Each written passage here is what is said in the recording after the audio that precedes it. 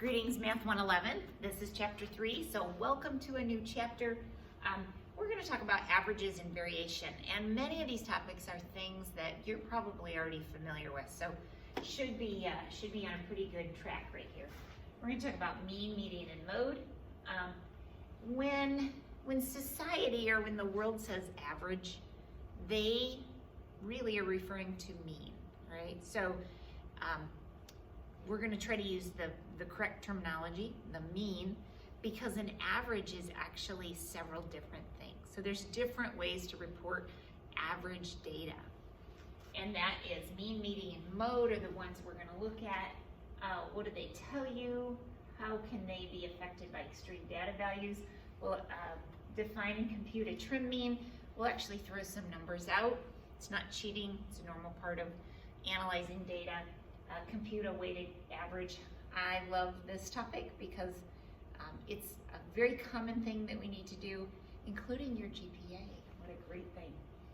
So let's say perhaps we're going to just talk about some topics like gold is an average ounce of gold is $1,500. The Zippy car averages 39 miles per gallon. On the highway, the average shoe size for women is a size 9. What are those? Those are one number that describes what's going on with the whole population, okay? So how do we do that? Well, there's different ways to approach this. One of them is called mode. It's the one that occurs most frequently. So if I were to take this first sentence and to write down how many letters are in each word, okay? Just gathering some data, just using some numbers. The first thing I would do is, to compute mode, is to figure out how many there are of each letter. Now, I might actually put them in order. So I see that I have a couple 2s, I have 3 3s, I have 1, 2, 3, 4, 5 4s, I have 1 5, a 7, and an 8. Well, the one that occurs most often is the 4. So that's the mode. Now, an interesting thing I have uncovered during this quarantine and having to teach my own children at home or having them do their work and I fill in what they're not understanding from their teachers, is that in middle school, they teach mode differently than how you'll see me teach it. So that was new information to me, that in elementary and middle school, you might have more than one mode. They don't introduce the idea that you can have no mode. They have decided that that's too complex for middle schoolers. I think you should just teach it right to start with, but I'm not writing middle school curriculum. So in this case, it's obvious that there's one number that occurs most frequently. However, there could be a situation where maybe instead of one of these words having 4 letters, it had 3. So that we would have the same number, let's see, 1, 2, 3, 4, 5. Yep, there would be 4 3s and 4 4s if that happened. There is no mode if there's not one value that occurs most frequently. So an acceptable answer is no mode. Now, a tricky thing in Excel will do mode. I don't use it to do mode really ever. I might have it sort and then I'll count up how many there are of each value. But the formula in Excel will grab the first number that occurs most frequently. So you can have a mistake. So I warn away. I'd rather you did not use Excel for mode unless you're paying very good attention to the fact that there could be no mode. All right. And this talks about there could be no mode. So another one is the median or central value. So I use these, I use some funny little mnemonic devices to remember mean, median, and mode. So mode, if I'm in a cleaning mode, things are gonna get thrown away. My children laugh that, watch out, mom's, gonna throw stuff away, okay? If I'm in a cleaning mode, most likely something is gonna get thrown away, okay? So it's what is most likely to occur, or what is occurring perhaps. Median, the median in the highway. What's the median in the highway? It's the thing in the middle, right? So that's the median. Mean, most of you know that word, that's the average. Okay. So if we talk about the median, it's literally the value that's in the middle. So you kind of have to think of it in two different ways. If there's an odd number of values, there's one number right in the middle, right? So if I had 1, 2, 3, 4, 5, right? There's an odd number of values. That 3 is right in the middle. When kids are little, we teach them to do something like this. Cross out the 2 on the end, cross out the next one, and then you can find the one in the middle. That is perfectly fine. There is no problem with you doing it that way if that helps you. If there's an even number, 4, 5, 6, and that's what point number 3 says. If there's an even number, that median is actually between the 3 and the 4. So I have to add those two numbers together and divide by 2. That's the mean of those two. So 3 and 4 is 7, divided by 2, that's 3.5. You all knew that 3.5 came right in the middle between 3 and 4, so that's not a new spot. Okay? So that's what this is walking through. If you have an odd number of values, it's just the one in the middle. If you have an even number, you have to average the 2 in the middle. All right, so what do barbecue flavored chips cost? According to Consumers Report, the ounces per cents of the rated chips are the following: 19, 19, 27, 28, 18, and 35. So first of all, I put them in order, and then I notice also that there's an even number of values. There's 6 values, so I have to find the average or the mean of those two, the 19 and the 27. So 19 and 27 divided by 2 is 23 cents. So that's the median price. Now, often we use median when we talk about housing. Let's jump over to Excel. So here we are in Excel. Let me scroll over a little bit and make it a little bit bigger here. Just a second. Let me zoom in a bit. All right, so here is this same example that we just did. If I highlight the data and then go up to the tab that says data and hit my sort button, now it's in order. And I can see I have 18, 19, 19, 27, 28, 35. I often will highlight the 2 in the middle. So I just go to my home tab, use my paint can, and I can see that I need to average those 2 numbers.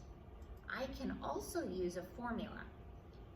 Click on, if you see in this upper right-hand corner, this symbol that looks like this, we're gonna learn that today anyways, means sum. It is the Greek letter sigma, capital sigma actually.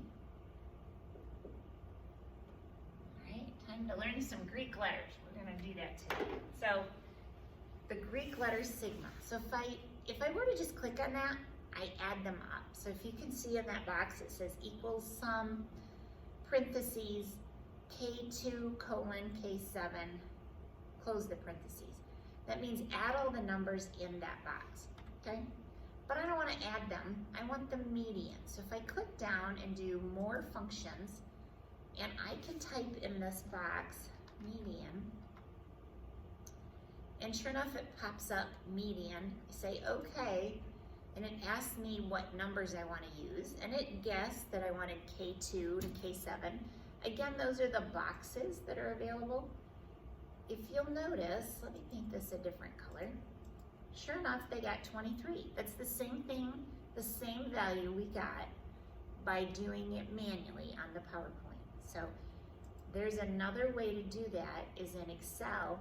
The function is equals median.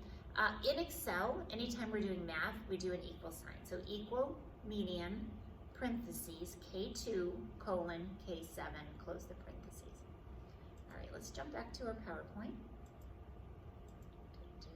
So sure enough, we had the 23 cents, and that was my median. If there was an odd number, you simply grab the one in the middle. Okay. I'm gonna keep going. All right, so median uses the position. So I take all the values, put them in order, and it uses the one in the middle. So literally, just like the median and the highlight, it's the middle, okay? And it helps you kind of see what is going on and isn't so easily changed. I could have changed some values. I could change, if I went back to this slide here, I could change this to a 2 and that would not change that. I could change this to 1,000 and that wouldn't change that, right? So I can change some values and not change my median. Some values will make it change, but I can change some. So median is resistant to change, okay? That will probably be a test question. It's one of my favorites. Resistant to change means it could change, but it's not very likely to change. So resistant to change, mode is also very resistant to change, okay?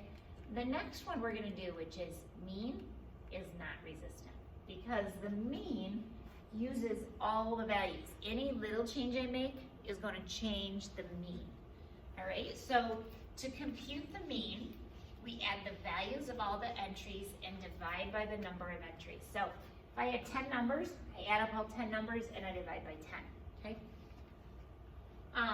So to graduate, Linda needs at least a B in biology. She did not do very well on her first 3 tests. However, she did well on the last 4. So you can see she struggled. Whew, that was tough, but then like, oh, that's how that works.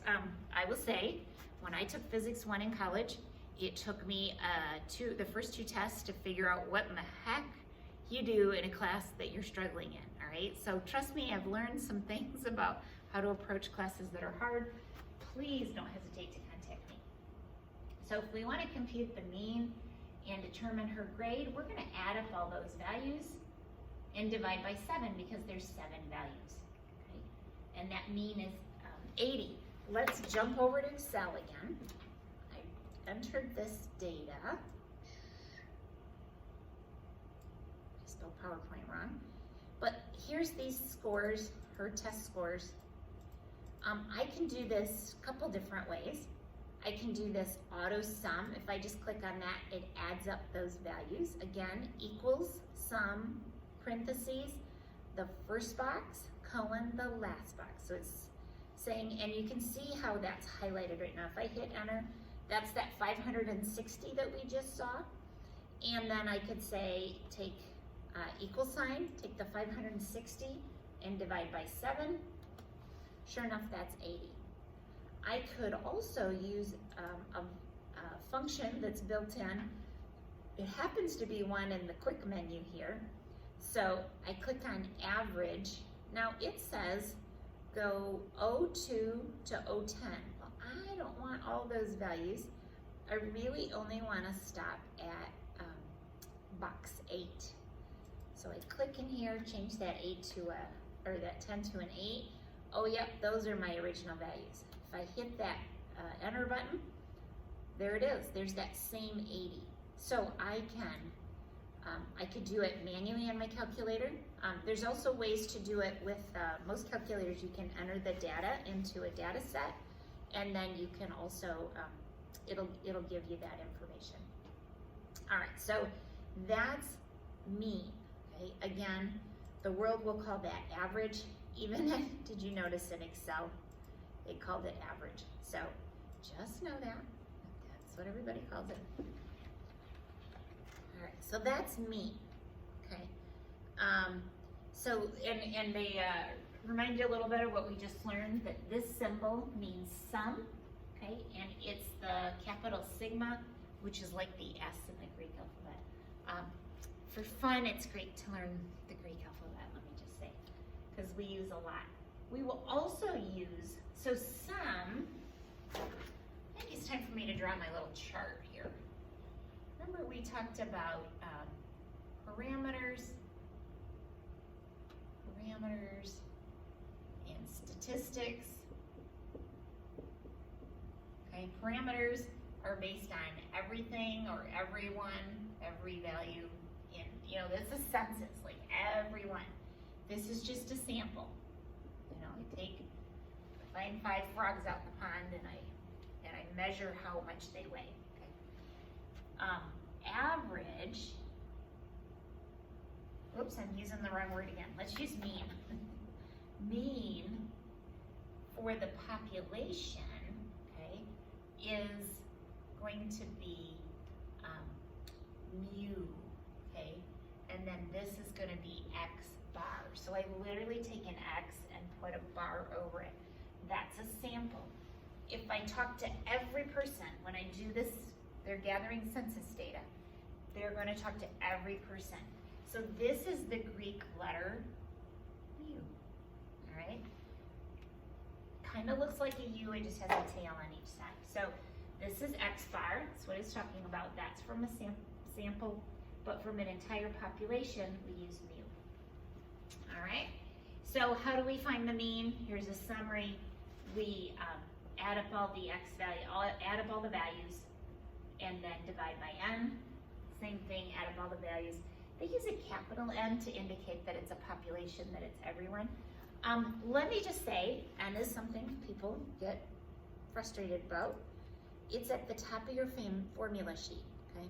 So N equals sample size, big N is population size, F is frequency. Here we are in chapter 3. Here are the formulas. We're gonna jump into a weighted average in a second here. We're gonna do one other kind of average first. That's more information on the resistant value. I talked about that a little bit. Make sure you understand that concept. There's also a trimmed mean. This is where I'm gonna throw out data. Now that may seem like cheating, but it's not, okay? Because sometimes there's data that's just not, it just doesn't make sense, right? It's way too high or it's way too low. Perhaps the person measured incorrectly. Perhaps that, you know, perhaps a boy got in with the girl and you were measuring heights and that threw that off, you know, something was off. So we throw out often the highest and lowest values to find out what's really going on with that data. And that's called a trimmed mean. And we typically use a 5% trimmed mean. And maybe the trickiest part of this is it seems like it's 10% to me. So literally 5%, if I had 100 numbers, so 100, 99, 98, 5, 4, 3, 2, 1. Let's get 97, 96, 95. 5% of 100 is 5. So it's literally the biggest, the highest 5 numbers and the lowest. I'm gonna throw them out.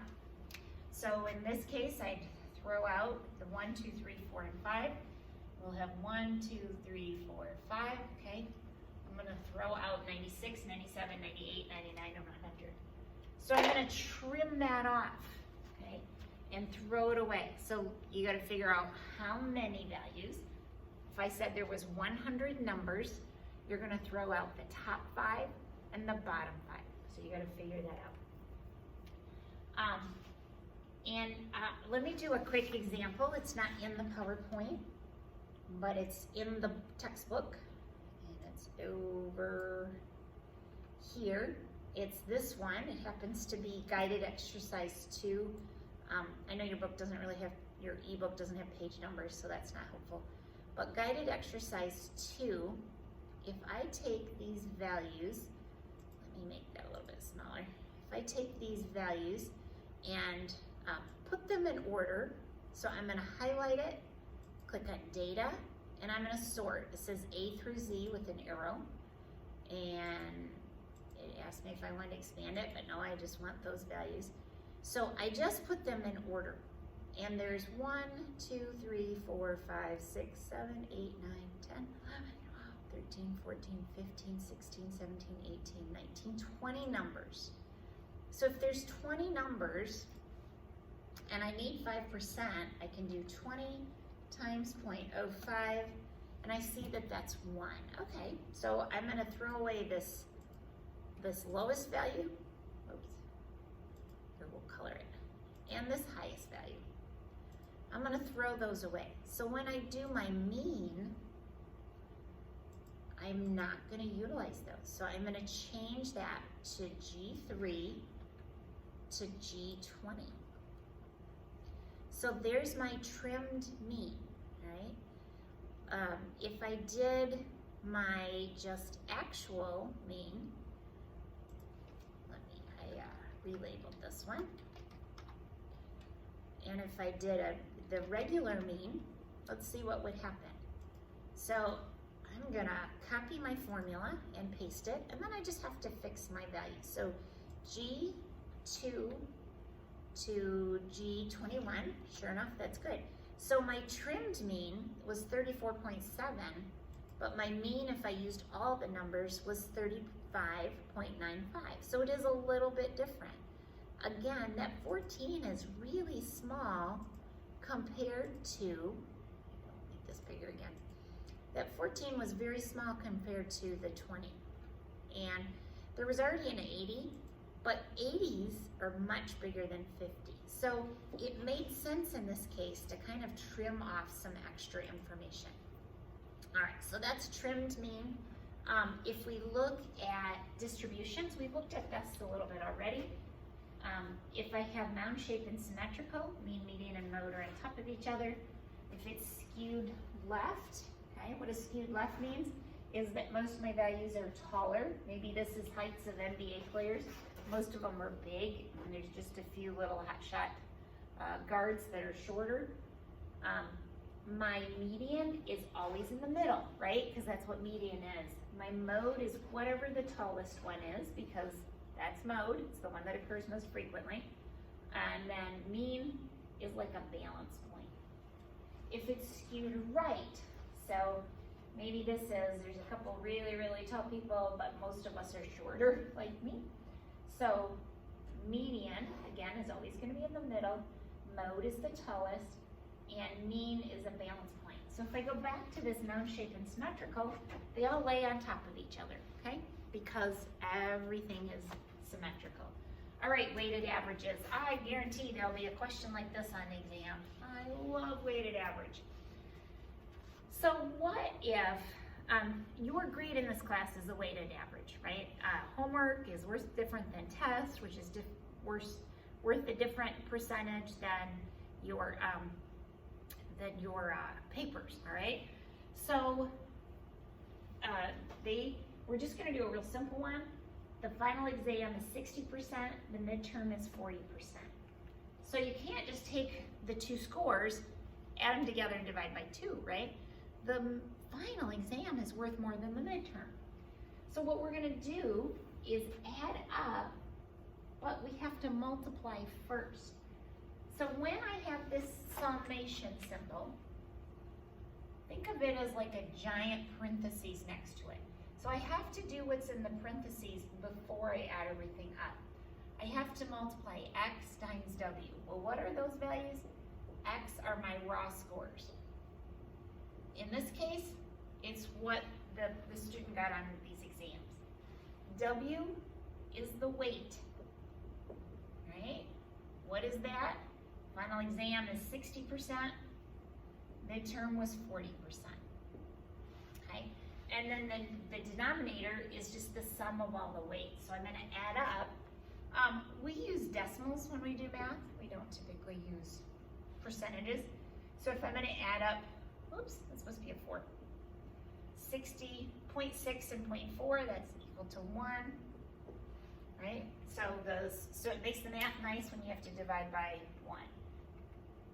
So let's see what she got. She got an 83 on the midterm times that 40%, 95 on the final times the 60%, and then we have the sum of the weights, which we already saw is equal to 1. So this top is 33.2 plus 57 divided by 1, okay? I did it in Excel. Again, this is a very simple example, but it's good to learn to use Excel. I made a simple little chart here.